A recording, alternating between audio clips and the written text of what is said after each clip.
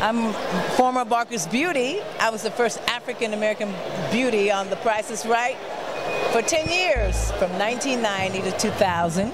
And as you can see, we're here at the wonderful Leimert Village Book Fair here at the Crenshaw Baldwin Hills Mall, which is really great. Everybody has a story to tell, and I encourage people to write. I love writing, and after I left The Price is Right, it was a little traumatic for me, but I got over it, and I started writing and started telling my story about basically it was great times, good times there, but you know, there's a lot of drama behind the scenes with Diane and Bob and the cat fights, and it's only like 20 shades of gray. But it was a great, really wonderful phenomenon for me. And as a matter of fact, being on the show, Ice Cube, he was starting to shoot a film back then in the 90s, 95, called Friday. I'm sure everybody knows Friday. And he saw me, he said, I want that black lady on The Price is Right. Didn't nobody really know my name then. I was known as the black lady on The Price is Right. But that was okay. And he said, I want her to come in and audition for the part of Mrs. Parker in the movie. So my agent called, went in, auditioned for the part of Mrs. Parker, and the rest is history. Hi, Miss Parker. Hi, boys. And that also was such a wonderful thing for me in my life, and a claim to fame. And aside from The Price is Right, God has blessed me so dearly, and I can't say much more. So I'm just glad here today to be able to share my story. And people can go to my website, which is KathleenBradley.tv, www.KathleenBradley.tv. Order my book, check out everything, and see how it's all going, and daily, and you know, good things are happening about my book, which I'm not at liberty to say right now, but you'll hear more.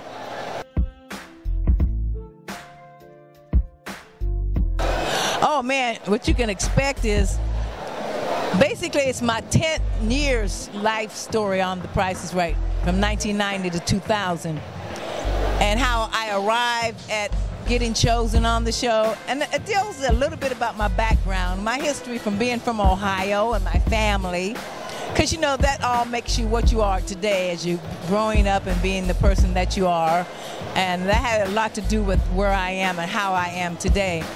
But it's just fun. I'm a very funny person, got a lot of good humor in it. It's got some trauma, some drama, the cat fights, the tabloids, the Bob Barker and Diane Parkinson, the sexual harassment, and everything you ever want to see and hear in a book. And it's very exciting. Everybody that's read it said they just can't put it down, and you can't.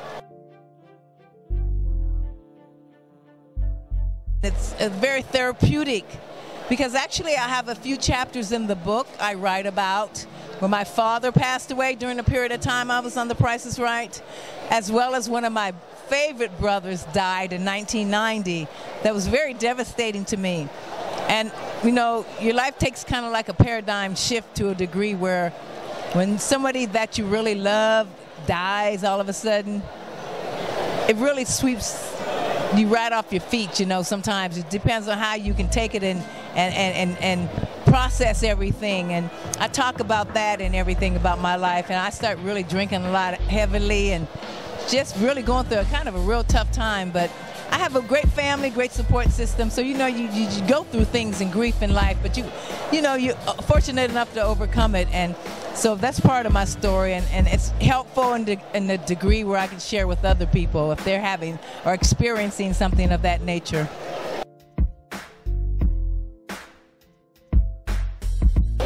Oh, my favorite game, without a doubt, was Plinko.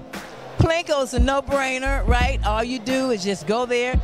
People can put the little chip down there and let it go down and land somewhere. But you know, you have to get to the point where you're able to get as many chips as you can. So, you know, shopping, everybody likes to shop. People relatively know prices of things. So that's what the show is all about. A lot of fun, but that's one of my favorites.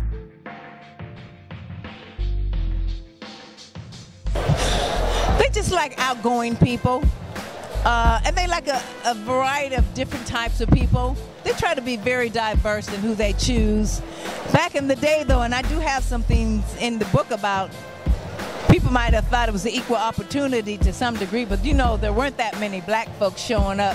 And especially like why I was chosen to even be on the show after 17 years to be the first black model. But I have some things in the book people might want to read about how to get chosen. And back in the day, how Bob Barker was really a little more prejudiced than people wanted to think that he was, though he didn't show it on the show. But like I said, just be outgoing, and you know, it's all depending on who's out there that day choosing you and what they're looking for. So, but you know, it's a crapshoot. They have all kind of different people: short, little, black, green, red, whatever. Military people and people come together from family reunions, wear the same kind of shirt. So it's kind of a random shoot. But show up, get some tickets, first of all, and show up. That's half the battle. Because it's a mecca. It's a mecca. You can go there, literally walk away with hundreds of thousands of dollars of gifts just for having fun.